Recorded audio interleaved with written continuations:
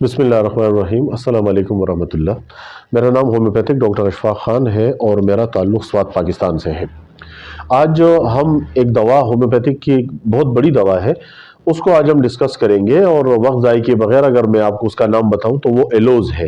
वो मरीज़ जो बवासीर के मरीज़ हैं, जिनको पखाने में जलन महसूस होती है, और जो अक्सर पखाना या अजाबत पास करने जो मरीज़ बैठते हैं, तो आपने ऑब्ज़र्व किया होगा कि एक पटाखे और धमाके के साथ स्टूल पास हो जाता है और वो जो स्टूल है वो फैल जाता है। तो ये सबसे बड़ी अलामत होती है एलोज़ के मरीज़ों में।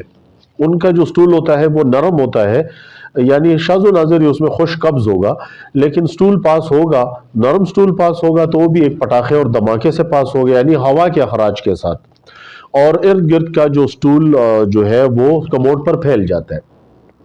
और मक़द में यानी पखाने की जगह में मरीज़ को शदीद जलन महसूस होती है, ऐसे जैसे वहाँ किसी ने अंगारे रखे हों।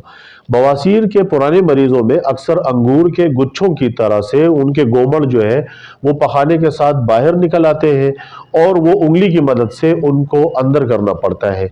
एक और बहुत बड़ी अलामत जो इस दवा में आती है वो ये है कि मरीज़ स्टूल पास करने के लिए अपनी उंगली का इस्तेमाल करता है, ताकि स्टूल पास हो, हवा खारिज हो और उसे सुकून हो। इसमें ठंडे पानी से मरीज़ को आराम महसूस होता है, और गर्म पानी से तकलीफ़ बढ़ती है, यानी ठंड से आराम का महसूस होना ये एलोज़ में होता है। आपके इल्म में लाऊं कि गर्म पानी से आराम महसूस होना ये कैप्सिकम में होता है, लेकिन एलोज़ में ठंडे पानी की इस्तिंजा से और उसको धोने से आराम मिलता है। तो लिहाजा ऐसे मरीज़ के जिनको अंदरूनी बवासीर है, खून का अखराज होता है और खून ऐसे खारिज होता है उनसे कि जब वो स्टूल पास करने बैठते हैं तो नल की तरह से पहली बगैर किसी तकलीफ के ढेर सारा खून, जैसे नल खोलते हैं पानी गिरता है टैप वाटर, इस तरह से जिस्म से खून निकल जाता है। तो ये सबसे पहली अलामत होती है। दूसरी जो बड़ी अलामत है वो जलन इसमें नुमायाँ होती है।